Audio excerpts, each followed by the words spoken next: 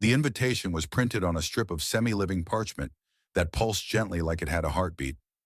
It arrived in a sleek, floating courier orb, which Jonah Frey discovered hovering politely above his pillow at precisely 3:03 a.m. Earth Standard Time. It chimed once, musically, politely, then receded into a cloud of perfumed vapor that made his eyes water and his dreams smell like lavender and mild anxiety.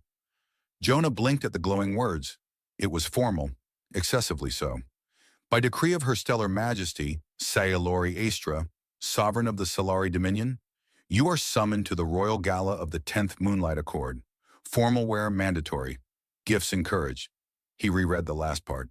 Then again, just to be sure. Gifts? What kind of gift do you bring a woman who governs an empire that spans 3 spiral arms and once declared war on a species for sneezing during a peace summit?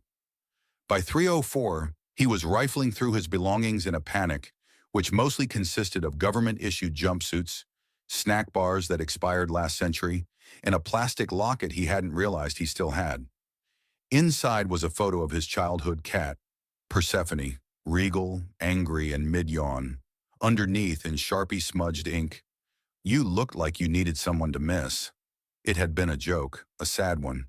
He stared at it, then at his reflection, which looked like a man slowly considering his own execution, and muttered, "Well, worse ideas have started intergalactic wars." By evening, the gala shimmered in high orbit above the gas giant Ilsathar, held aboard a Solari Palace ship crafted from transparent alloy and bioluminescent coral. It looked like a drifting crown of light, pulsing with song.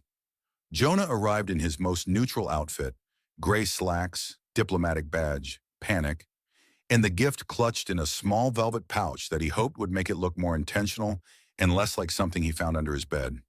The Solari were statuesque, aloof, and unnervingly graceful, with skin that shimmered faintly in certain lights and ears that tapered into fine curves above their temples. They glided more than walked, swayed more than turned.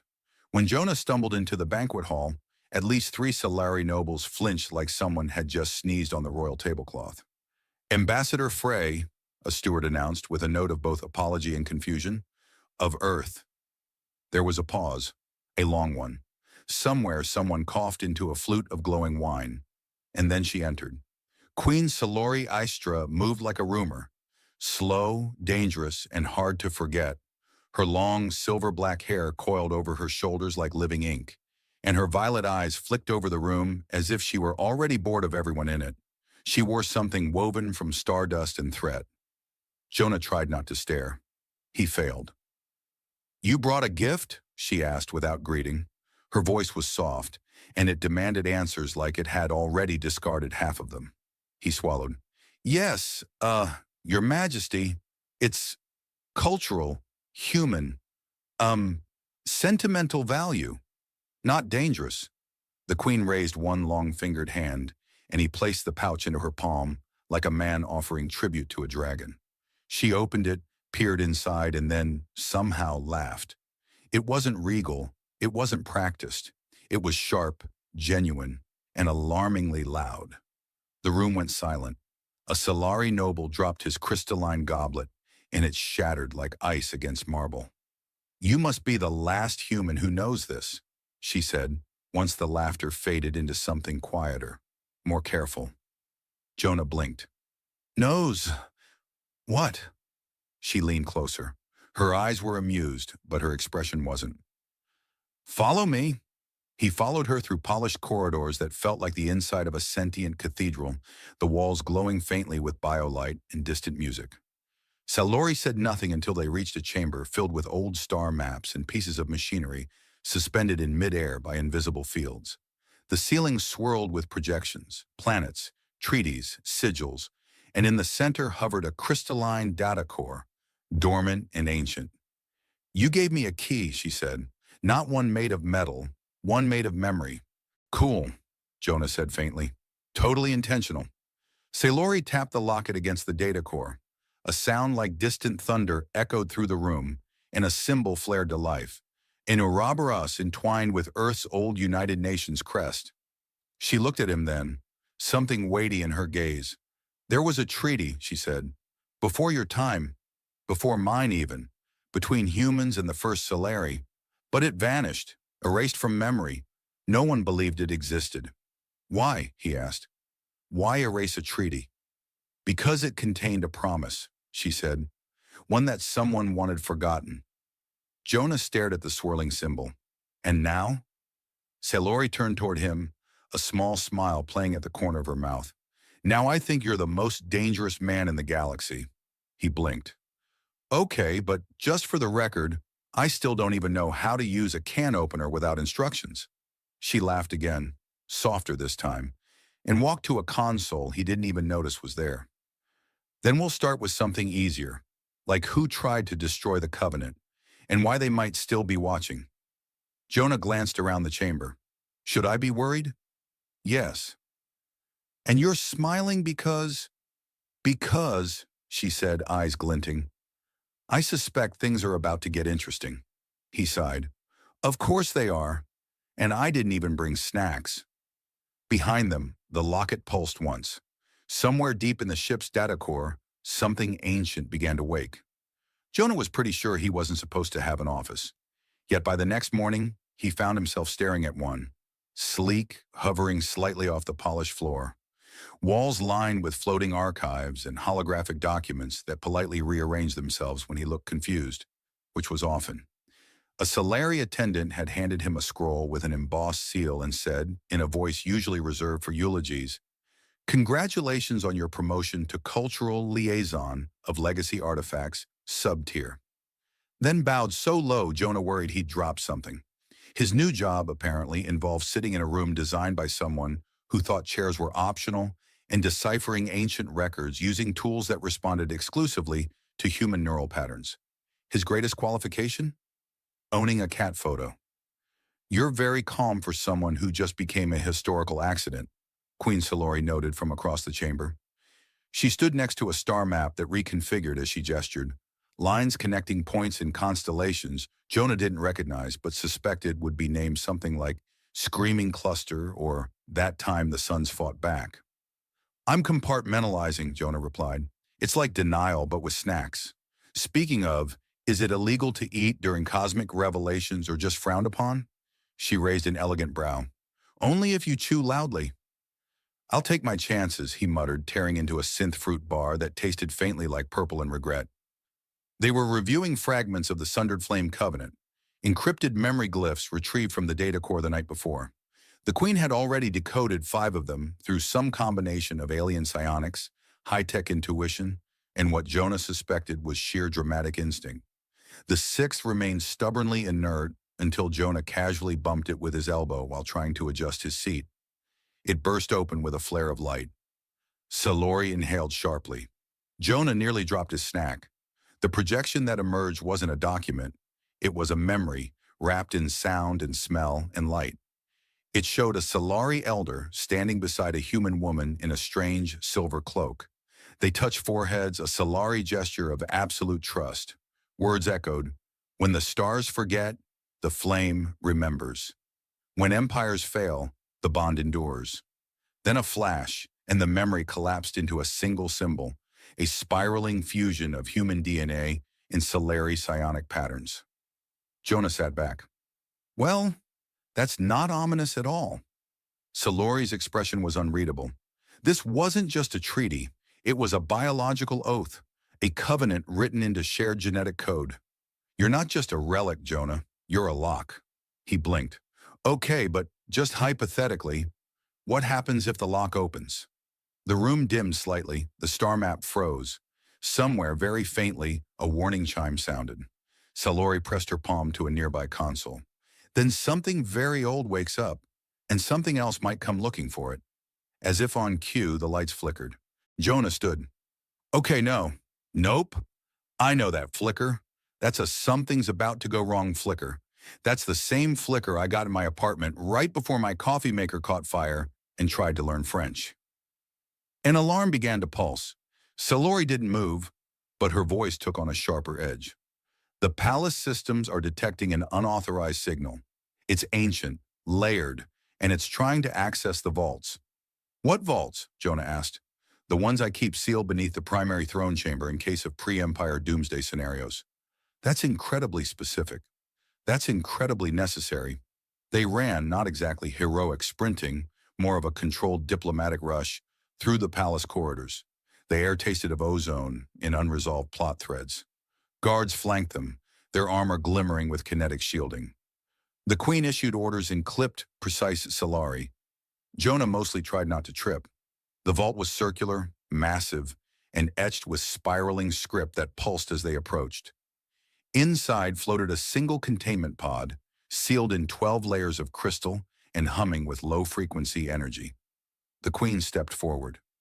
Jonah stayed back, just in case it exploded or recited a prophecy at him. The pod opened. Inside was a construct, humanoid, silvery, with veins of faint blue light. It opened its eyes, which glowed gold. Then it spoke in a voice that felt like it was being whispered inside Jonah's skull. Designation recognized. Human key. Frey, Jonah.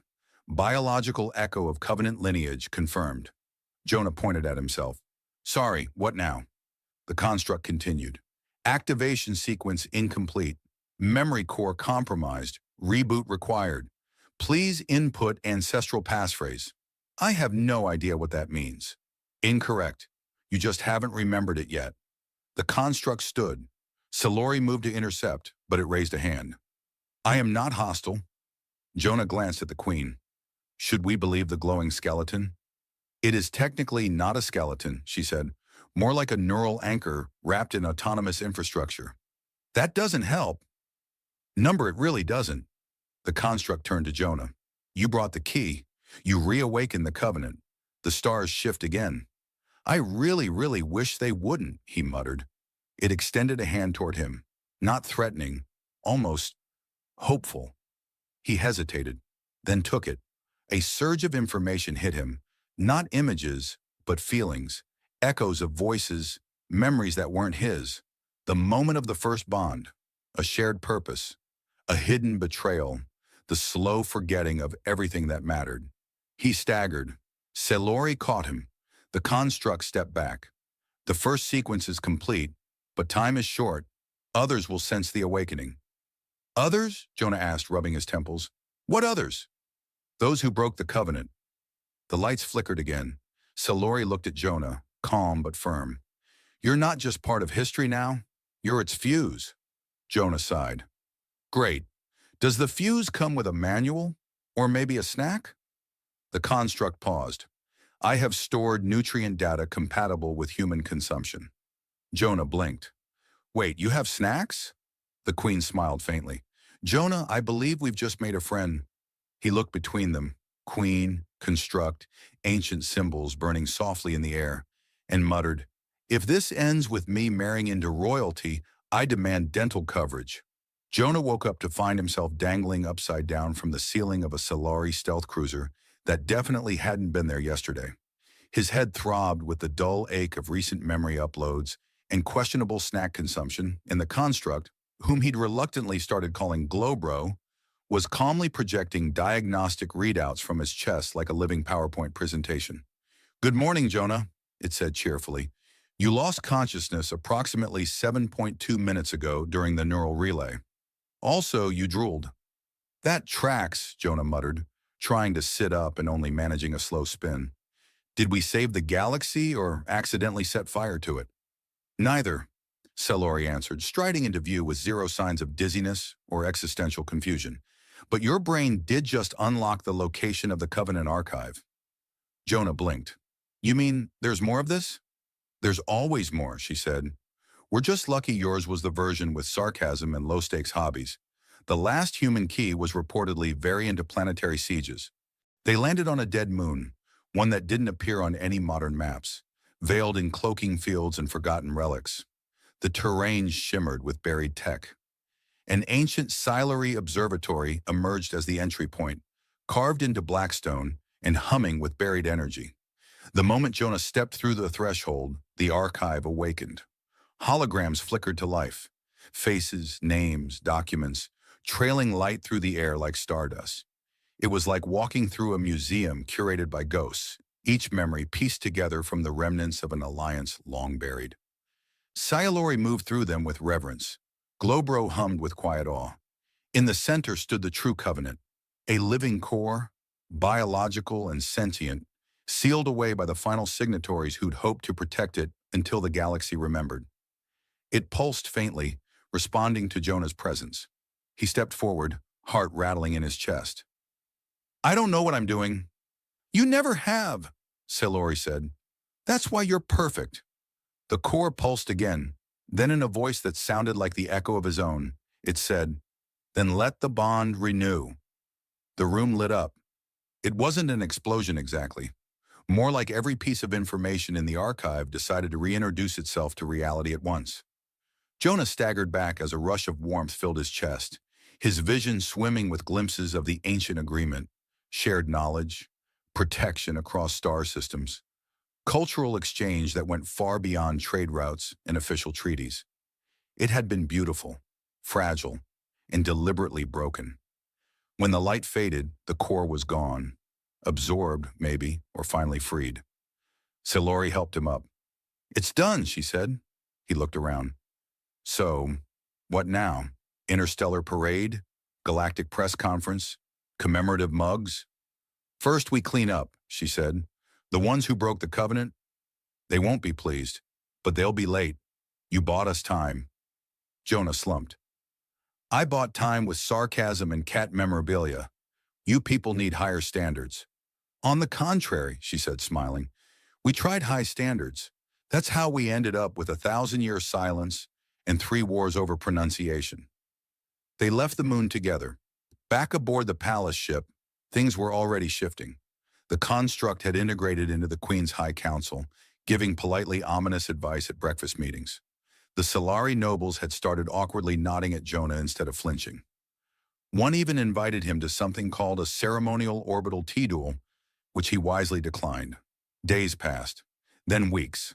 Talks resumed between Solari and human representatives. Talks led not by those with rank, but by those with curiosity. Cultural liaison Frey, sub-tier no longer, found himself in meetings where ancient recipes were traded like state secrets, and music from Earth played softly over royal intercoms. Silori and Jonah stood together one night at the observatory deck, watching the gas giant storm bands swirl below them. She wore no crown now, just a quiet expression, thoughtful and a little tired. "You didn't have to stay," she said. "Yeah, but then who'd make all the dignitaries uncomfortable by eating sandwiches at interspecies summits?" She looked at him sideways. "You've changed." He shrugged. "I mean, I learned to tie a formal sash. That's character growth." "No," she said. "You've remembered what mattered." He went quiet a moment, then pulled out the locket. It had changed slightly. Still humble, still plastic, but now etched with Solari script. The construct had upgraded it. It held not just a photo of Persephone now, but a copy of the Covenant signature burned into light. Jonah turned to her. "What about you? You seemed pretty unflappable when we met. Now you laugh at my jokes." "I'm evolving," she said dryly. "Or malfunctioning. The data's unclear." They stood in silence a while. The stars drifted. Somewhere below, the remnants of a broken promise had been reborn into something resilient, renewed. "Do you think it'll hold this time?" he asked. She nodded. "Because this time, the galaxy remembered, and this time the key wasn't a weapon." He gave her a long look. "You know, I'm still not entirely clear on whether this means I married into your empire or just got adopted by your bureaucracy." "We'll decide at the next diplomatic karaoke night," she said. "Bring snacks." "I always do." The lights dimmed slightly as the ship shifted course, carrying them toward a new summit, new allies, new jokes waiting to be told in rooms full of people who once thought laughter was too fragile for politics. Jonah leaned back against the railing, eyes on the stars. "Just one more question," he said. "Yes? Did that one noble ever get the tomato soup out of his ceremonial sash?" She smiled. "Eventually, but the scandal lives on." Jonah grinned. "Good, I'd hate to be forgotten." The sky cracked open at noon. That's the first thing people remembered. How the clouds twisted into a spiral, then shattered into hexagonal shards of light like glass under a boot. Birds fell from the sky in a flurry of confused squawks. Car alarms cried out in unison, and the ozone itself seemed to hum like a tuning fork. Above the city, a ship emerged, blacker than the void, silent, motionless, and the size of a small continent. It cast a shadow that reached halfway to the horizon. People stared up with necks craned and mouths open, wondering if they were about to die or be asked to join a new religion. I was eating instant noodles in a maintenance locker of the Centurion Defense Tower when the first wave of panic hit the streets. The noodles were halfway between warm and regret, but I was determined to finish them. Then the emergency klaxons started blaring, and my spoon began vibrating across the grated floor like it was trying to escape. "Lieutenant Maris," came the shout from the comms unit on the wall. "Get to command now." "Can I bring my noodles?" I asked, already stuffing the container under my arm. "Drop kick the noodles, Maris." "I'm sensing hostility, Corporal." By the time I reached command, the tactical screen had been taken over by the ship's outline. It hovered with perfect, infuriating stillness. We didn't know what to call it yet. Death Frisbee, Doom Biscuit. Later we learned it had a name. Dimirax, which in the Olodran language roughly translated to "her divine purpose is to unmake," which sounded like someone had taken a breakup very badly. "Unidentified craft is emitting no active signal," the officer on deck said. "No response to hails. No energy buildup. Wait, correction, massive energy spike. Grid sectors collapsing." That was when the lights dimmed, flickered, and the tower's backup generator coughed like a lifelong smoker. Then in perfect synchrony, every screen in the room blinked off, then back on again, displaying a face. She looked human. Almost. Close enough to fool a distant glance. Not close enough to win a beauty pageant on Earth without some very creative makeup. Her skin had a subtle iridescence, like pearl over warm bronze, and her ears, long, elegant, pointed like stylized wings, rose from her hair like living crowns. Her eyes were a deep ultraviolet, just outside the comfort range of human perception. When she looked at you, it felt like your thoughts were laid out in neat little boxes she didn't approve of. "I am Siraxa, first queen of Elidra," she said, her voice calm without echo. Yet it somehow pressed against the back of your skull like a migraine. "Your world stands accused of terminal negligence. Your species has trespassed, contaminated, and resisted. I offer no more warnings. Prepare for sterilization." The room went very quiet. Someone dropped a mug. Another person muttered a swear that involved barn animals. "Sterilization," I repeated, mostly to the room, partly to myself. "Like, no more kids?" "Wipe," Siraxa clarified as though she had heard me. "Erasure. You will be unmade, with dignity." "Do we at least get a countdown?" "No." Rude. Within the hour, cities began to shut down. Not from bombs, but from targeted EMP pulses that disintegrated data, melted servers, and sent aircraft tumbling from the skies. The Olodran forces didn't need armies. They had precision. They could delete our infrastructure like hitting backspace on a keyboard. We fought back, of course. Sort of. More flailing than fighting. Our missiles didn't lock, our satellites went blind, and our leaders started using landlines again. Somewhere between the third failed drone launch and my commanding officer getting into a fistfight with a coffee machine that wouldn't turn on, I decided to get proactive, which is how I ended up volunteering for the suicide mission, officially designated Diplomatic Contact Protocol 9. Unofficially, it was me, a captured Olodran homing signal, and a shuttle with barely enough shielding to withstand a moon sneeze. The idea was simple. Get close enough to the mothership to transmit a formal request for parley. Worst case scenario, I'd die fast. Best case, they'd laugh and vaporize me after a few seconds. Honestly, it sounded better than another meeting with the Earth Coalition's Defense Council. Those guys couldn't agree on lunch, let alone planetary defense. The Dimirax didn't shoot me down. It swallowed my shuttle with a bay door the size of Manhattan. I parked, crashed really, inside a chamber so pristine it looked like it had been grown rather than built. The walls pulsed slightly, like the whole ship was breathing. Then she walked in. Siraxa, not a hologram, not a broadcast. In the flesh, wearing armor that hissed softly with every step, her gaze locking onto me with a chill curiosity. "You are the one who requested audience?" she said, her tone suspiciously neutral. "Technically, yes," I said, brushing ash off my uniform, though I didn't expect the RSVP to be so dramatic. "Also, I think I parked in your living room." Her eyes narrowed. "I have no patience for jest." "Excellent," I said, "because I've got enough for both of us." They took my weapons, of course. Not that they were useful. I once tried firing my sidearm during a meteor shower and hit myself in the foot. Saraxa didn't seem threatened by me, and to be fair, I wouldn't have been either. "You are Jonah Maris," she said.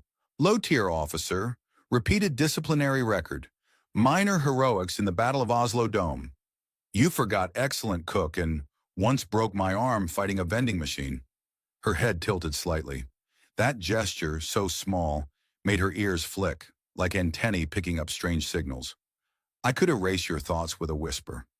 "I believe you," I said, "but I also believe you haven't yet, which means you're curious."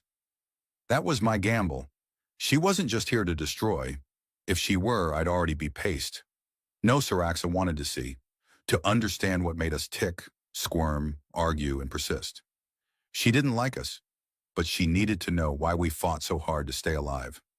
"Why do you resist extinction?" she asked. "Because it's annoying," I said. "I have a lot of books I haven't read yet." She stared. "You think this is a game?" "No," I said, "but I think it could be the start of a very weird friendship." There was a long pause. Then, to my absolute shock, the corners of her mouth twitched. The next thing I knew, I was being escorted to a containment cell. It had a bed, a sink, and a screen that displayed an endless loop of interstellar poetry in a language that sounded like a cat reciting calculus. Every few hours, Saraxa visited. She called them interrogations. I called them dates. We argued about ethics, war, coffee, and once, very heatedly, about the concept of socks. She didn't understand why we needed foot prisons, and though I never saw her smile, sometimes her ears relaxed. That was a win in my book. I woke up to the hum of alien poetry vibrating through the floor again. The verses had evolved overnight, still incomprehensible, still featuring dramatic phrases like "the stars lament their own hunger," but now with a bass line that sounded suspiciously like someone beatboxing into a synthesizer. I'd been in the cell for 7 Earth days, or what I guessed were Earth days. Time aboard the Dimerax didn't pass normally. The artificial gravity changed directions twice a cycle, and the lights never dimmed unless Saraxa was coming, in which case they shifted to a soft violet that made my cell feel like a very judgmental spa. I had settled into a rhythm: wake up, brush my teeth with something that fizzed and growled, argue with the wall panel about breakfast options, and then prepare for the Queen's daily appearance. Interrogation was a generous word for it. More like philosophical tennis with high stakes and weirder rules. Saraxa liked asking questions that felt like riddles delivered at gunpoint. Yesterday's favorite: if survival is your species' purpose, why do you prioritize emotion over logic? My answer: because logic doesn't get you hugged when your dog dies. That one had made her blink slowly, like buffering. She arrived precisely on what I had started calling Saraxa Standard Time, flanked by 2 guards with translucent armor and a very sharp elbows. They said nothing, never blinked, and smelled faintly of eucalyptus and doom. "You are eating again," she observed, stepping into the room without ceremony. "It's called breakfast. Humans do it daily. It's how we power our sarcasm." She approached, tall and unreadable, ears subtly angling in my direction like radio dishes. I had learned they moved more when she was irritated or, on rare occasions, interested. "I reviewed your species' culinary habits. The substances you consume are chemically unstable, frequently toxic, and often flavored with synthetic compounds you cannot metabolize. That's why they're so good." She examined my spoon like it was a weapon or a puzzle. "You are inefficient, and you're oddly fascinated by it." She didn't argue. Instead, she gestured, and the wall behind me shimmered. A section opened to reveal a chair I'd never seen before, grown right from the ship's wall. Organic furniture, Nothing says hospitality like a sentient butt cushion. You will accompany me today, she said. Field trip? She stared. Ahem. Yes, your tallness. Delighted. We moved through the halls of the Dimarax, which pulsed and shifted like the inside of a sleeping beast. Panels realigned as we passed. Lights dimmed and brightened to guide us. I tried not to think about whether we were walking through veins. Probably best not to ask. She brought me to what looked like a command theater. Dozens of Aldrin officers stood at crescent-shaped consoles, operating translucent glyphs with a series of gestures and tones. Above them floated a three-dimensional map of Earth. My home, turning slowly, marked with red heat signatures where the resistance was making its last noisy stand. You will explain this, Siraxa said, pointing to a flickering spot near what used to be Western Europe. Ah, that's Marseille. Or was? Humans. Very French. Even during alien invasion, they probably refused to evacuate because the wine cellar wasn't portable. You find humor in planetary collapse? No, I find it in absurdity. There's a difference. She studied me for a moment, then nodded to one of her officers. Begin playback. A section of the map lit up and expanded into a video. Resistance fighters, dirty and ragged, launching crude missiles at an Olidran patrol ship. The missiles didn't even scratch the armor, but the humans cheered anyway. One lit a cigar using the heat vent of a melted tank barrel. You see, I said, that's us. Hope, idiocy, and combustible optimism. They are losing. Maybe, but they're not giving up. Sirax's expression didn't change, but I noticed the subtle twitch in her left ear. Contemplation, possibly indigestion. You fight when you have no chance. That is not tactical, it is emotional. Sure, but your empire's built on efficiency, right? Cold decisions, surgical strikes, logic over passion, and yet, I leaned in a little. You keep inviting me to chat. You haven't dissected me. You haven't nuked my planet. So I have to wonder, are you thinking emotionally too? That earned me silence. Not tension, but something deeper. She turned and motioned for me to follow. We left the command theater behind and moved into a corridor I hadn't seen before. Narrower, quieter. The walls here didn't breathe. They shimmered like they were remembering something. You presume much, she said at last. Your continued existence is anomalous. I am studying its effects. I have that impact on people, I said, particularly at parties. She ignored that, stopping at a door that pulsed once before parting down the middle. Inside was a chamber that defied gravity. Holographic models floated in the air, showing battle simulations, cultural data, and overlapping linguistic structures. A massive strand of DNA rotated at the center of the room, human DNA, glitched and glowing. You've been mapping us, I said. We map all species, Siraxa replied, but yours is discordant. You evolve too fast. You build, you burn, you rebuild with the ashes still warm. You do not understand balance. We're figuring it out. We have to make the mistakes to learn. That is wasteful. That's being alive.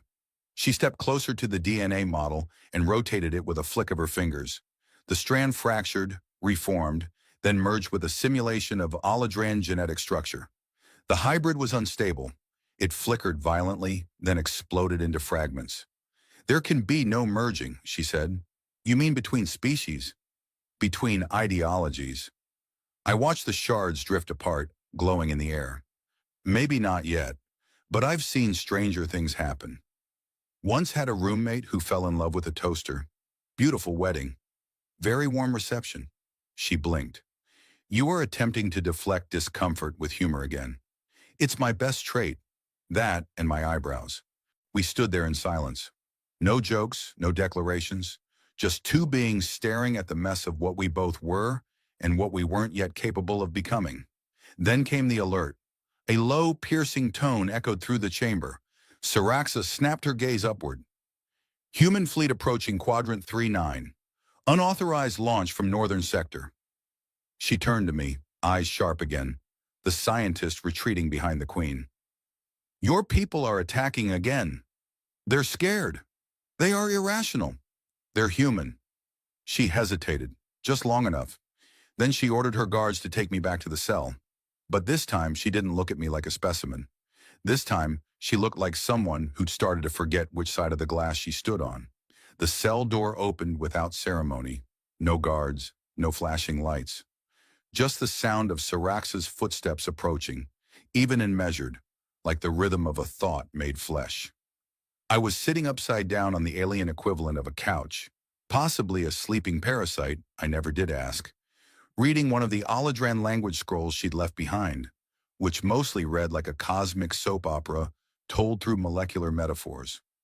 I swung my legs around and sat upright, trying to look less like someone who had lost a chess match against boredom. "You're early," I said. "Or am I late? Does time even work in here? Is the poetry on loop, or did it finally evolve into opera?" Her face was different this time. Not angry, not cold. Focused, yes, but the edges had softened. The lines between predator and philosopher had blurred. "I require your assistance," she said. "Well, that's new. Should I start by getting a cape? Or maybe a snappy catchphrase?" She walked in and sealed the door behind her. The walls dimmed. Privacy mode. That had never happened before. "There is a faction aboard," she began, "who now question my leadership. They believe I have compromised my objectivity." I raised a hand. "Just so we're clear, are we talking about me?" "You," she confirmed, "and the time I've spent analyzing you." I exhaled. "So basically, they think you're catching feelings for the pet human." She didn't deny it. Instead, she said, "They are preparing to override command protocols. If successful, they will sterilize Earth without further deliberation." Well, that escalated quickly. "They will do it with or without me. I can no longer prevent the attack directly. So why am I not just Ash already?" "Because," she said, "they are watching me. But they are not watching you." A pause followed. One of those pauses with mass and gravity.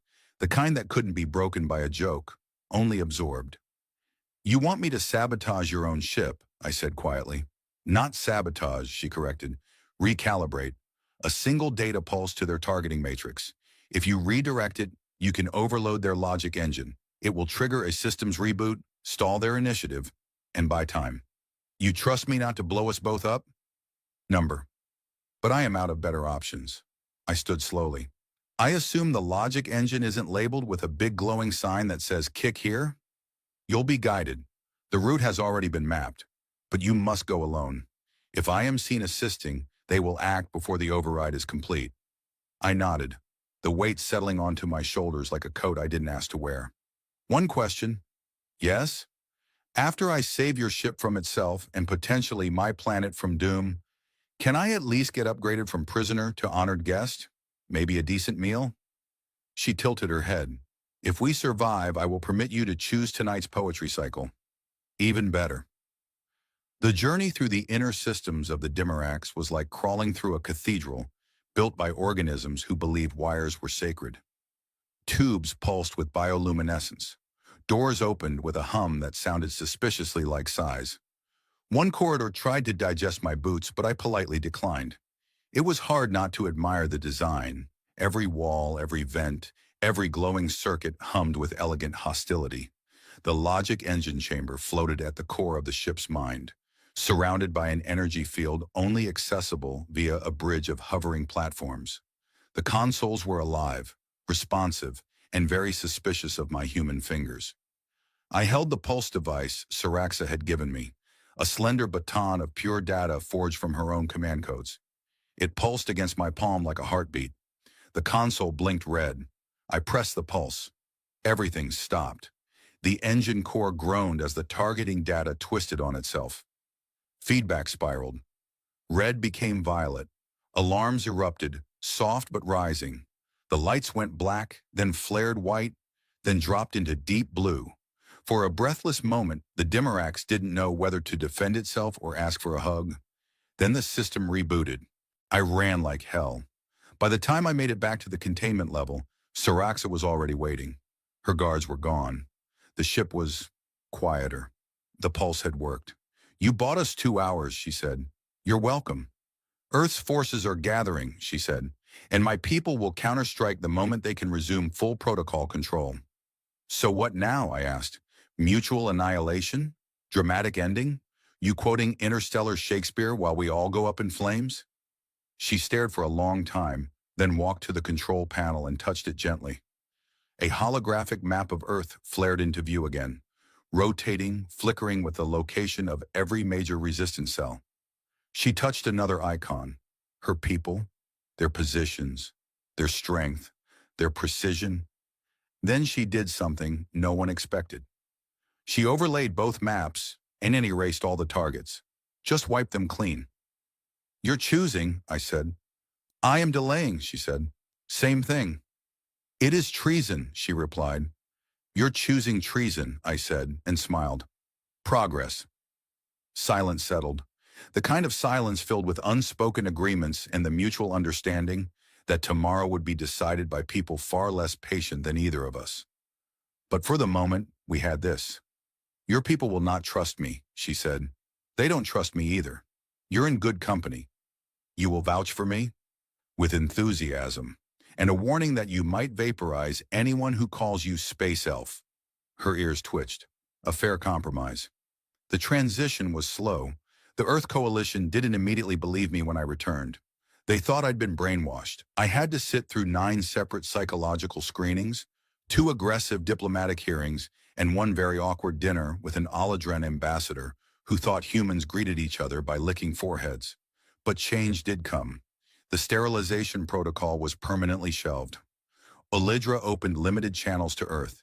The Queen Saraxa, first of the Olydran High Will, bringer of judgment, etc., became the face of a new directive, observation through accord, which sounded a lot like peace if you squinted.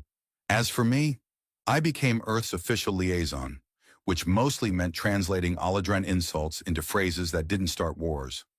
I got a better room, better food, still couldn't figure out the poetry. Saraxa visited Earth once a month. She claimed it was for research. She also claimed my cooking was an acceptable substitute for nutrient paste, which I chose to interpret as flattery. We argued constantly, about culture, about instinct, about socks. But there was laughter too, genuine, careful, human laughter. One evening as we stood together on a beach overlooking the Pacific, her long ears catching the wind like wings, she asked me the one question she never had before. Why do you trust me? I looked at her, the queen who came to unmake us, now holding a cup of coffee and an umbrella in the rain. Because you didn't destroy us when you could have. And because somewhere along the way, I think you realized that imperfection doesn't mean failure. It means possibility. She didn't respond, but she didn't argue either. The diplomatic shuttle groaned as it settled onto the landing pad of Outpost Virith 9, a battered platform suspended on the equator of a broken moon. Kyle Brandt leaned forward in his seat, boots tapping impatiently on the floor, one hand bracing against the overhead panel. The artificial gravity was slightly off here, just enough to make him feel like a walking balloon in a combat suit. The hangar was quiet, sterilized, metallic, too clean for a frontier zone. And that was Kale's first red flag. The Zalari never did clean. They polished weapons, sure, adorned ceremonial armor, filed their claws. But clean, this was theater, and he was the Terran prop. Remember, said the liaison through his earpiece, you're here as a symbol of unity. No unnecessary challenges, no threats, no flexing. Kel grunted. So basically, don't be myself. Exactly. Now go shake hands with someone you don't like and pretend it's your idea. The hangar door hissed open with a sound like a yawning serpent. A welcoming party stood in a half circle. 3 guards in mirror-plated exosuits, a hovering interpreter drone, and at the center, her. She was taller than him. That was unfair. With a spine like a spear and skin the color of sunlit bronze, she stood calm in the face of Kale's swaggering entrance. Her uniform was half ceremonial, half combat gear, a fusion of elegance and brutality. But it was her ears, long, slender, edged like crescent blades, that made him pause. Not in fear, in curiosity. You must be the human, she said. Her voice had the lilting cadence of someone who knew she could kill you with a sentence. You must be the one with the weird Bluetooth headset, he replied, nodding at her earpiece. She blinked once, then smiled, just slightly. It translates your charming idioms. Bluetooth is a Terran war chieftain's name, yes? Something like that. Cal held out his hand. Cale Brandt, diplomatic meat shield. She didn't take it. Instead, she studied his hand as though it were a strange animal. We clasp forearms in Zalari tradition. Too intimate, Kyle said. I've only just met you. Buy me dinner first. One of the guards made a sound like a muffled choke. The woman tilted her head. You're braver than most Terrans. Or dumber, Kyle replied. The two look very similar up close. Introductions concluded, they walked together through the crystalline corridor leading to the diplomatic chamber. The walls shimmered faintly with embedded circuits, flickering with information streams. Zalari tech always looked like it had been designed by a species trying to impress its own ancestors. Do all your structures have mood lighting? Kyle asked. Feels like I'm walking through a very expensive lava lamp. You're being scanned, she said calmly, for toxins, explosives, and sarcasm. They're going to be disappointed on that last one. The room they entered was circular, tiered like an amphitheater, with a transparent dome overhead revealing the bleeding skies of the gas giant beyond. A single dueling mat occupied the center. Kyle froze. Wait, this isn't dinner, is it? The woman stepped onto the mat, removing her long gloves with the deliberate slowness of someone undressing a weapon. It's a cultural demonstration. We share a martial gesture to signify mutual respect. That sounds suspiciously like sparring. Only if you're bad at it. Kyle eyed the mat, then her. You sure this isn't a trap? If it were a trap, human, you'd be unconscious already. He grinned and stepped forward. All right, Princess Pointy Ears. Let's see what you've got. She raised a brow. Do you nickname all your opponents? Only the pretty ones. The first strike came faster than expected. She moved with the elegance of someone born in low gravity, spinning inside his reach and flicking his leg out from under him. Kyle hit the mat with a grunt. That was a warning, she said, offering a hand. He ignored it, rolling up to one knee. Warning received. Just didn't know we were skipping foreplay. Their second exchange was longer. Kale wasn't untrained. He'd been through orbital combat simulations and fought in 4 low-atmo wars. But fighting her was like shadowboxing a thunderstorm. She anticipated his feints, countered his strikes, and at one point paused mid-block to correct his foot placement. You lead too much with your shoulder, she muttered. Thanks for the tip, he gasped, trying to sweep her ankle. She jumped over it like a dancer and tapped his head. Too slow. By the 5th round, he was sweating bullets. Or would have been, if the climate controls weren't so aggressively efficient. He landed exactly one hit, a lucky shoulder check that knocked her half a step back. Her smile widened. You're improving. I'm bleeding, Kale muttered, a common side effect of improvement. He collapsed onto the mat, chest heaving. She knelt beside him with infuriating calm. I'll admit, she said, brushing a strand of hair behind one ear, you lasted longer than I expected. Kyle grinned up at her. That's what she said. Her expression didn't change, but something flickered in her eyes. You are insufferable, she said. You say that like it's a bad thing. She stood. Your performance will be noted. We value persistence. Kyle groaned and rolled onto his side. Glad to know getting beat up by a 7-foot-tall elf counts as diplomacy. Next time, she said, walking away, try not to flirt while losing. I flirt better when I'm winning. Then you may never improve. As she disappeared through the exit, Kyle closed his eyes, the ache in his limbs drowned out by the electric burn of curiosity. She hadn't given her name. She hadn't needed to. He muttered into the mat, I think I'm in love.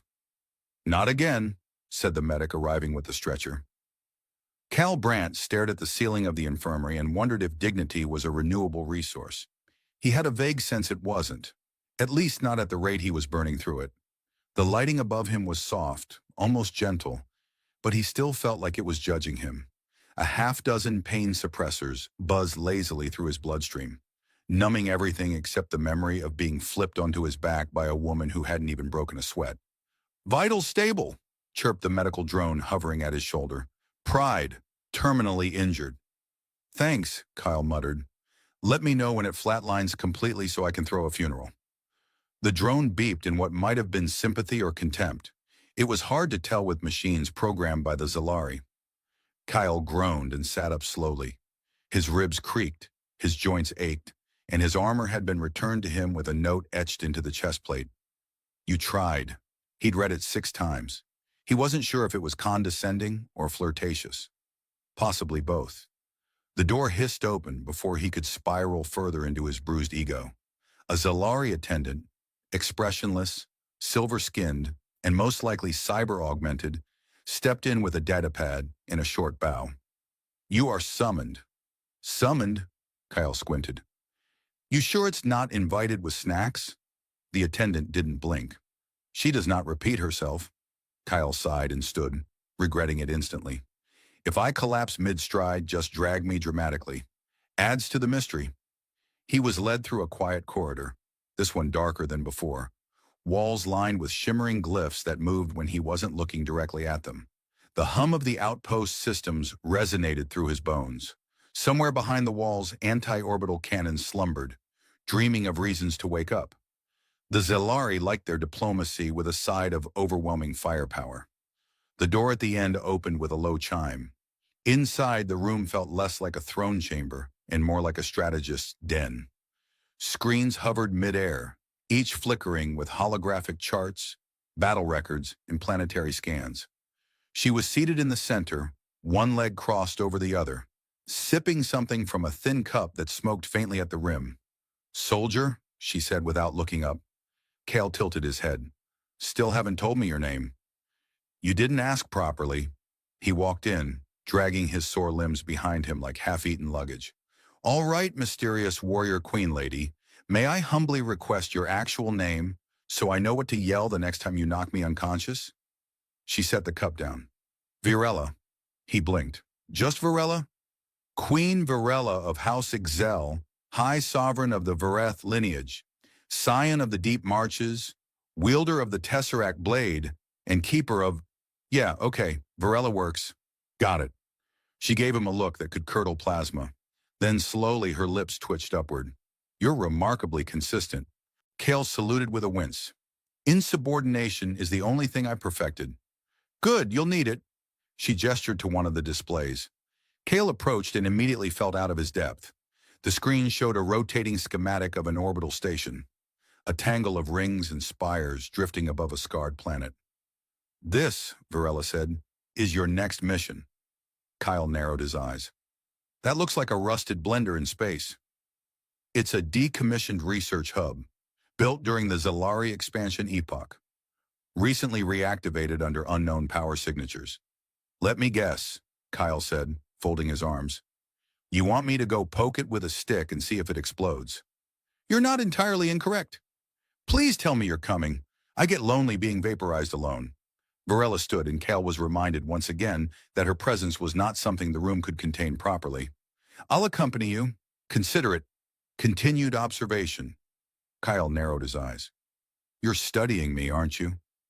I study all unknown threats. Ouch! They departed aboard a small Zalari skiff, a sleek vessel shaped like a crescent blade, its engines whisper quiet as it sliced through the void. Inside, the controls pulsed with reactive glyphs, alive under her fingers. Kyle, strapped into his seat like a cargo crate, glanced sideways. You ever consider flying something less dramatic? Virella didn't look up. This design has a 98% evasion rating. Against what? Fashion critics? She ignored him. The silence between them was strangely companionable, broken only by the soft ping of the navigation system and Kyle's occasional groans as he shifted in his seat. When the derelict station loomed into view, Kyle leaned forward. The structure looked as though it had been abandoned for centuries, dark, motionless, wrapped in the debris of its own failed expansions. But there was power humming beneath it. Kyle could feel it in his teeth. They docked at an airlock that wheezed like a dying beast. Inside, the corridors were dark, lined with half-fused machinery and control panels blinking erratically. Kyle drew his sidearm. I've seen horror sims that start like this. No hostiles detected, Virella said, scanning the area with a flick of her hand. Her gauntlet flared with light, casting moving shadows against the walls. Kyle pointed his pistol at one. Shadow monsters. Classic. They moved cautiously through the station, Kyle muttering half-jokes to keep himself from thinking too hard about the fact that the only working gravity was artificial and slightly unstable. Virella led with clinical efficiency, eyes scanning, hands never idle. At the central core, they found the source of the signal, an ancient data node, Zilari in origin, pulsing faintly with compressed memory clusters. Kyle frowned. That thing looks like it'll ask me to solve riddles before it self-destructs. Virella approached it reverently. This holds war records, ones believed lost in the reconciliation. Anything in there about my great-great-granddad stealing Zilari whiskey during the armistice? She glanced at him. Possibly. The archives are comprehensive. Kyle stepped closer, suddenly serious. So this is real, not just symbolic unity nonsense? It is very real, she said, and very dangerous. He exhaled slowly, fingers twitching. You sure you trust me? No, she replied, but I enjoy watching you try. Something in her tone made Kale grin despite the gravity of the moment, and when the lights flickered and the station gave a low groan, like something ancient stirring in its sleep, he looked at her and said, You know, if we die here, I just want you to know. I was going to ask you to dinner. She didn't look away from the console. You still can. You like spicy Terran noodles? I vaporized a spice market once by accident. Close enough. The console flared to life. The past had woken, and somewhere in its memories, the future waited. The lights of the derelict station flared bright as the memory core came fully online, casting warped reflections of Kyle and Virella across the scorched alloy walls. Glyphs burst across the consoles like a storm of fireflies, ancient language unfolding with urgent purpose. The air turned thick with static. Something buried deep in the system had noticed them. Kale took an instinctive step back. If this thing starts chanting, I'm leaving. It's not chanting, Virella replied, her voice steady. It's choosing what to show us. Kyle squinted at the stream of symbols. Could it choose subtitles next time?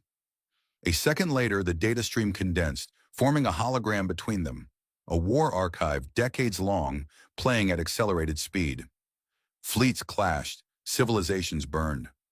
There, among the chaos, was a younger Virella in full regalia, cutting through the battlefield with clinical grace, eyes sharp and merciless. Kyle turned slowly toward her. You weren't just royalty, you were a war hero. She didn't answer. The images flickered to a newer file, the attempted extermination of a breakaway Zilari faction, one that had refused integration with the Galactic Compact. Kale recognized the insignia of a Terran support fleet, his own world's emblem in the corner of the screen, listed under collateral allies. His stomach dropped. Wait, Terrans helped with that strike? She gave a slow nod. They did not know the full extent of our plan. They believed they were aiding a peacekeeping effort. Kyle took a step away from the console. You lied. I omitted, she said, and something in her tone frayed, barely audible. I was younger. The war was ending. We feared what they would become. The data stream faded, the room dimming with its absence. Kyle stood in the silence, his voice low. So I've been shaking hands with a war criminal. I've been sparring with a hypocrite, she said evenly. How many Terran colonies were pacified under the flag of protection? Kyle stared at her. You could have told me. I wanted you to see it. There was a long beat. Then Kale broke it with a snort. You really do have a talent for the dramatic. It's a royal requirement. He shook his head and walked to the edge of the chamber, staring out through a cracked viewport. The planet below spun slowly, scarred and quiet. You know, I joined the service because I thought I was protecting people. Not whatever this is. You still can, she said. He looked back, eyebrow raised. By covering up a mass grave? By ensuring it doesn't happen again. That's why I brought you here. Not to justify the past. To end the cycle. And you thought I was the dramatic one. She walked closer. No longer the unshakable warrior. No longer the impenetrable sovereign. Just a woman standing amid the ghosts of her own decisions. You survived our duel. You laughed at me. You've made fun of my ships, my ears, and my titles, and yet you stayed." Kyle shrugged. "I've got a thing for dangerous women with war crimes and sharp cheekbones." There was a small smile from her, a tired one. "Then I have a proposition. If it involves another duel, I decline on account of my ribs still being in committee. No duel, a partnership. You and I both represent fractured histories. If we work together, openly, not behind closed archives, we might build something that lasts longer than our mistakes." Cal looked at her for a long time. Then he sighed. "Do I get a crown?" "You get a desk." "I was afraid of that." Back aboard the skiff, the return to the outpost was quiet. The console logs had been copied, sealed, encrypted, and sent to joint oversight for full review. Varela drafted the terms herself, letting Kale make snide comments about every fourth clause. She didn't erase a single one. By the time they docked, the diplomatic chamber had been prepped for a press briefing. Solari and Terran representatives filled the room, flanked by drones and recorders. Kale stood stiffly beside Varela as she stepped forward and began to speak. Not with bombast, not as a queen, but as someone who'd seen the end of her empire and decided it wasn't good enough. Kyle was next, and he didn't say much. Just that the past was a lousy teacher unless you let it hit you hard enough to leave a mark. And that maybe, just maybe, getting body slammed by a Zalari Royal had done him a favor. He ended with, "Also for the record, I totally landed one hit." The Zalari ambassador blinked slowly. "Is this normal human diplomacy?" "It is for him," Varela muttered. Later on the overlooked deck, with the moons hanging low like bruised fruit in the sky, Kale leaned on the railing beside her. "So," he said, "what now? We retire? Get a farm? Raise telepathic goats? You return to your post, I to mine." He squinted. "No telepathic goats, huh?" She glanced at him. "You could visit." That sounded dangerously close to an invitation. It was. He looked out at the stars. "Well, I've got nowhere better to be, and I figure I owe you at least one dinner. You owe me more than that. I'll bring dessert." A pause, soft and unspoken. Then quietly she added, "You've changed." Cal exhaled, long and slow.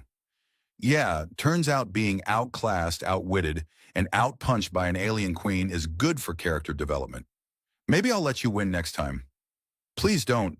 My ego's healing. Let's not reverse progress."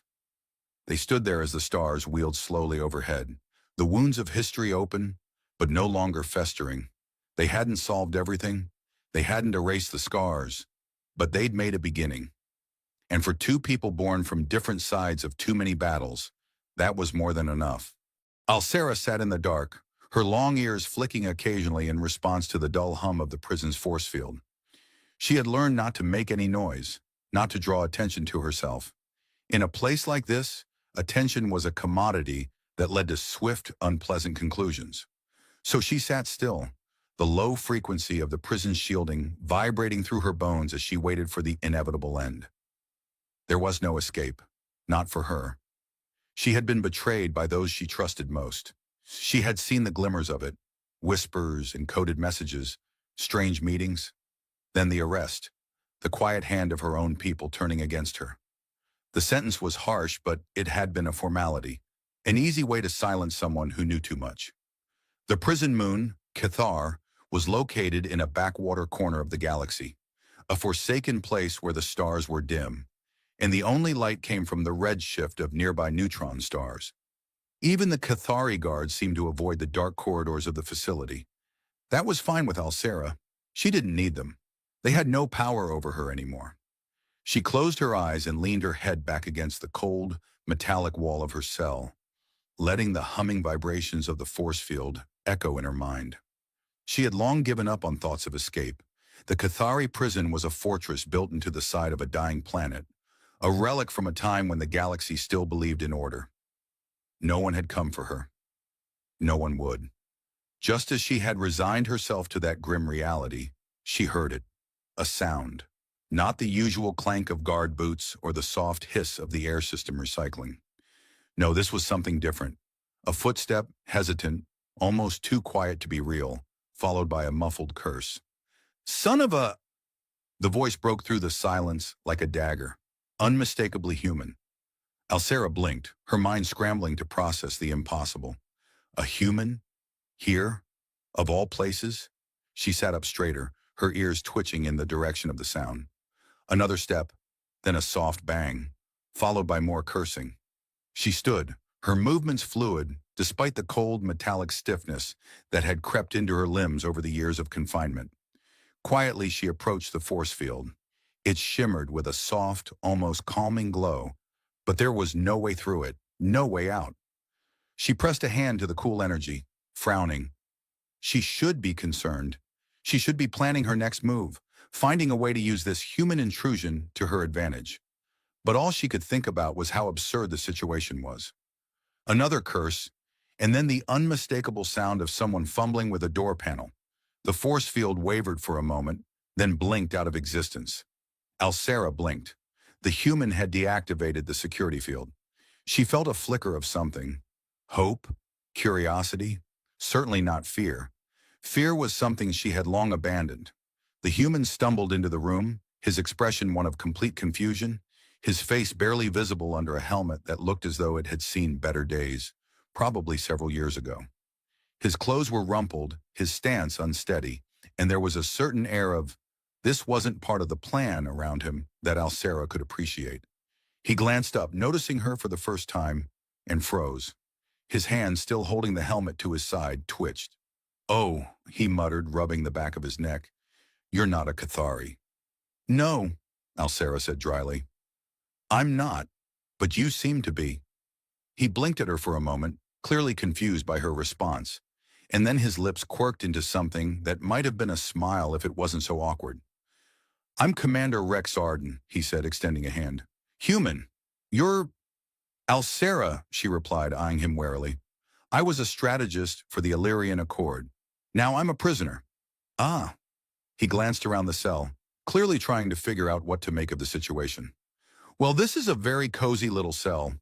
Definitely not what I was expecting when I signed up for this rescue mission." Alcera raised an eyebrow. "Rescue mission?" He blinked. Yeah. I was hired to break into this prison and, rescue someone." She stared at him for a moment, then gave a soft laugh. "You've got to be kidding me." "Nope. Serious as a malfunctioning hyperdrive. Look, I wasn't told much, but there was something about you being, well, important. The details were fuzzy." Alcera took a step back, pressing her hand against the force field panel as if it might somehow turn back on. It remained silent, the faint hum gone. The door was wide open, but it was still difficult for her to grasp the reality of the situation. A human, a completely unqualified human according to her calculations, had somehow, against all odds, broken into her cell and was now offering her freedom. "Well, I can't exactly turn down the offer, can I?" Alcera said, smirking. "Seeing as you've already put in the effort."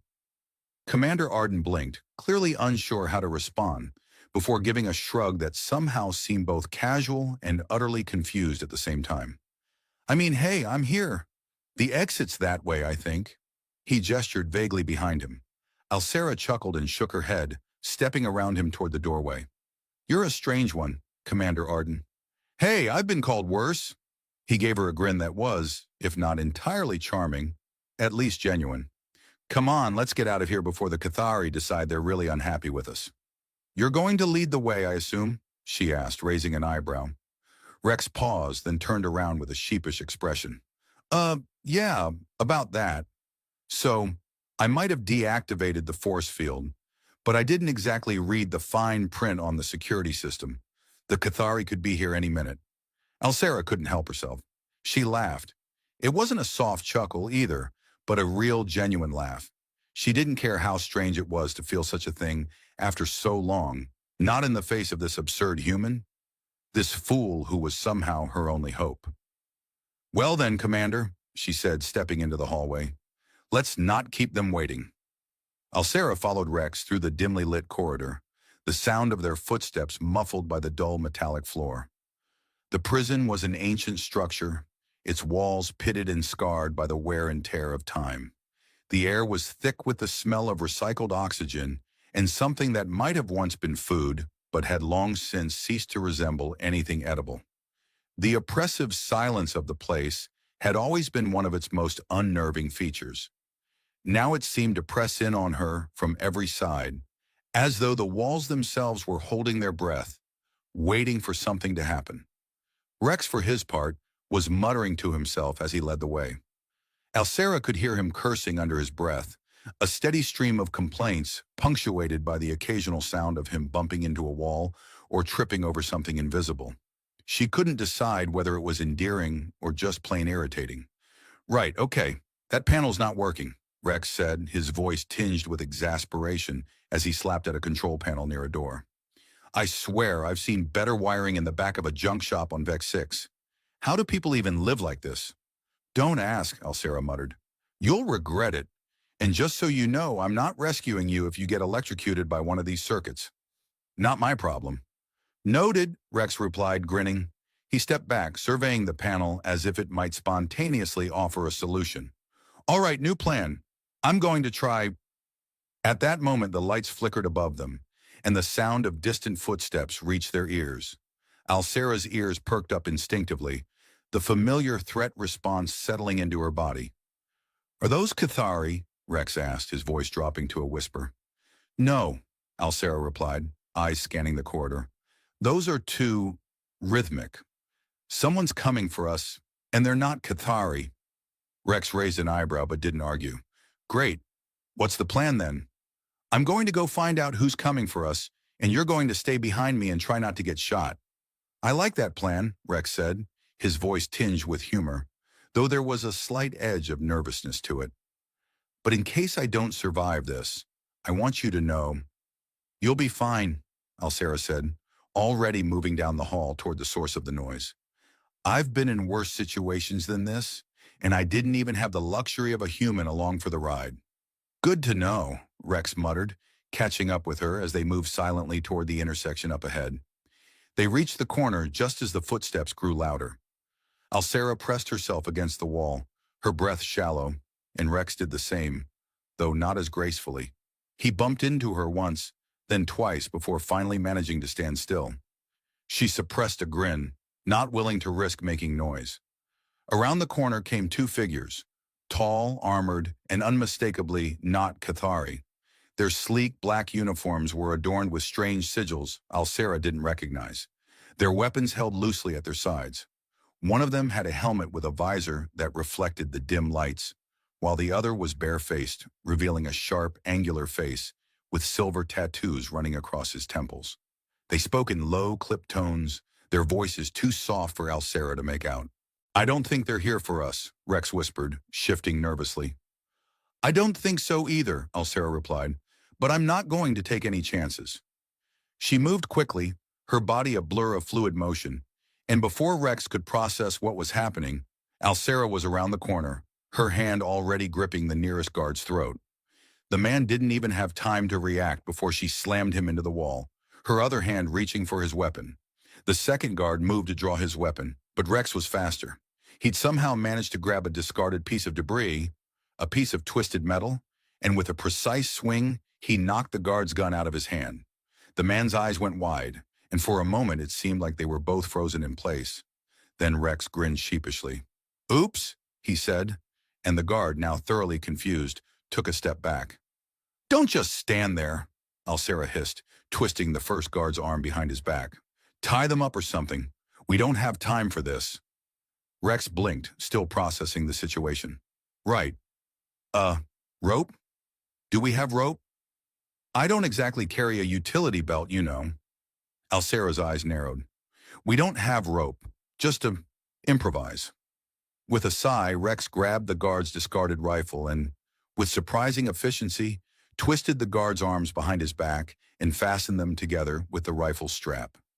The other guard was similarly restrained in short order, though it wasn't without a few more awkward grumbles from Rex. "All right, now that that's taken care of," Rex said, brushing his hand off as if he had just solved a particularly difficult puzzle.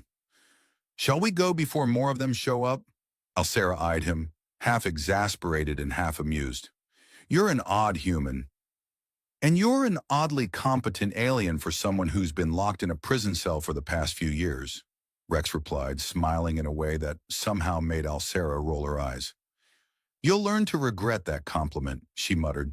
Now let's move before the rest of them come looking for their friends.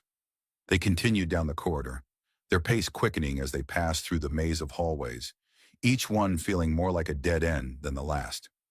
Rex kept muttering under his breath, something about faulty tech and disastrous missions, but Alcera ignored him, her mind already elsewhere. They were getting closer. She could feel it, a sense of something shifting in the air. The prison was old, but it wasn't entirely dead. There were still systems running, still watchers waiting in the dark. They weren't alone. Hold up, Alcera said, halting in her tracks. Something's wrong. Rex, who had been about to continue, stopped mid-step. What do you mean? I mean, we're being followed, she said, her eyes scanning the shadows. Not by guards, though. Someone else. Well, that's just great, Rex said, running a hand through his disheveled hair. Can't we catch a break? Alcera didn't answer. She just moved ahead, slower this time, listening carefully. Rex followed, but with more caution now, as if he had finally realized just how far over his head he was. There was a sound behind them, quiet but distinct. Footsteps, just like before. They were no longer alone, and this time it wasn't just bad luck. This was a setup. Alcera's pulse quickened as the footsteps grew louder. Rex, his face pale and twitchy, was still muttering about backup plans that would never happen in a million years. But Alcera didn't have time for his anxieties. There was something more pressing, more immediate than whatever quip or clever remark he was about to make. Someone was coming, and they weren't in any hurry to be polite. Can you hear that? She asked quietly, her eyes narrowing as she motioned for Rex to stay close. I hear it, Rex replied, his voice barely above a whisper. Doesn't mean I'm happy about it. Well, we can't exactly outrun them, Alcera muttered, glancing around for any sign of an escape. The corridor stretched out ahead of them, its metal walls flickering with the soft glow of aging lights. It all felt so temporary, like the prison was waiting for its inevitable collapse. Rex was still fumbling with his makeshift weapon, a broken piece of debris, and Alcera resisted the urge to roll her eyes. You're not planning to throw that at them, are you? She asked. Rex looked at the jagged piece of metal in his hands. Hey, it worked on the last guy, he said, offering a sheepish grin. It's not going to work on whoever's coming for us now, Alcera replied. We need to think this through, fast. Rex opened his mouth to respond, but the answer was already clear to Alcera. There was no time to think. There was only time to act. Without another word, Alcera grabbed Rex by the arm and pulled him toward an access hatch she had spotted earlier, a maintenance tunnel leading deeper into the bowels of the facility. It wasn't the best escape route, but it was the only one they had. The tunnel was narrow, its walls lined with pipes and wires that hummed faintly with the lifeblood of the prison. The air was thick with the smell of old machinery and stale air. Where exactly are we going? Rex asked, his voice laced with both curiosity and fear. Because no offense, but I'm not sure that crawling through a maintenance shaft is the ideal way to escape. You want to die in a cell, or do you want to keep running? Alcera snapped, her voice low but edged with a growl. Keep up. Rex stumbled behind her, his breathing shallow, but Alcera didn't slow down. The silence between them was filled only with the sound of their footsteps and the occasional hiss of steam from an old pipe. They moved deeper into the bowels of the facility, and Alcera felt her instincts kicking in. This was her element now, her world of strategy and stealth. The human had been useful in his own chaotic way, but it was up to her to finish this. After what seemed like an eternity of twisting and turning through narrow passageways, they emerged into a larger, more open section of the facility. Alcera paused, her senses on alert. The lights here were brighter, and the sound of machinery was louder, more insistent. I thought you said there was no one else around, Rex whispered, his voice tense as he eyed their surroundings. I didn't know, Alcera replied. I was too busy keeping an eye on the Cathari. But that doesn't matter now. We need to take this to the control room. The control room? You're kidding, right? Rex looked at her in disbelief. That's like going straight into the lion's den. I'm done running, Alcera said flatly. If they're going to catch me, They'll have to do it on my terms. Rex didn't respond, but the unease in his expression was obvious. Still, he followed her, his footsteps hesitant but determined.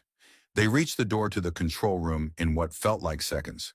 Alcera checked the corridor again, her ears listening for any hint of movement. She could feel it now, the unmistakable presence of someone or something just around the corner. The door to the control room slid open with a soft hiss, and Alcera stepped inside. The room was a mess of old tech, blinking consoles and a half-functional holomap of the facility. The air smelled like burnt circuits and something faintly metallic. Alcera moved toward the central console, her fingers flying over the keys, bypassing security protocols she knew too well. She could hear Rex hovering behind her, his breathing still a little too loud for her liking. "Okay, this is the part where you explain how this is all going to work," Rex said, his voice tinged with impatience. "Because, just to clarify, I don't think press a few buttons and hope for the best is a winning strategy." "Shut up," Alcera muttered, focused. "I'm setting the distress signal. You'll be fine." "You mean you're going to blow up the entire facility?" Alcera didn't look up. "I'm not blowing it up, but the Cathari will think so. It'll send them scrambling, long enough for us to get out." "And what happens when it doesn't work?" Rex asked, a hint of panic creeping into his voice. "Then we die, but at least we'll die on our own terms." Alcera's fingers moved faster, faster than she had ever thought possible, her mind calculating every move, every contingency, every escape route. Suddenly there was a sharp clang, followed by the unmistakable sound of boots echoing through the hallway. The Cathari had found them. "Do it now!" Rex shouted, his voice rising in panic. Alcera didn't hesitate. With a final press of a button, she activated the distress signal. The console buzzed once, then went dead. The room fell silent, save for the pounding of her own heartbeat. The doors to the control room slammed open, and a squad of Cathari soldiers stormed inside, their weapons raised. Alcera stood her ground, her eyes locked on the leader of the group. His mask reflected the dim light, hiding his expression, but she could feel the anger radiating off him. "You've sealed your fate," the Cathari leader said, his voice cold. "You will never leave this place alive." Alcera didn't flinch. "I'm not leaving. You are." Rex, standing beside her, glanced nervously between the soldiers and the control panel. I'm pretty sure we're outnumbered here. Like, massively." "Shut up," Alcera muttered. Then to the Cathari leader, "The signal is out. Help is coming. And when they arrive, you'll be the ones running." For a moment, there was only silence. The Cathari leader studied her, his gaze unreadable. Then, without warning, he gestured to his soldiers, and they lowered their weapons. "You think this is over?" the leader asked, his voice laced with contempt. "No," Alcera said, her voice steady, "but it's a damn good start." As the Cathari soldiers retreated, Alcera turned to Rex, her expression unreadable. "You've done your part," she said, almost softly. "Now let's finish this." Rex stared at her for a long moment, then nodded slowly. "All right, what's next?" Alcera allowed herself a small, rare smile. "Next, we get out of here, and we make sure they never catch us again." And for the first time in a long time, Alcera felt the weight of her captivity lift. The human had changed things. No, they had changed each other. She wasn't just surviving anymore. She was fighting back. And this time, she was winning.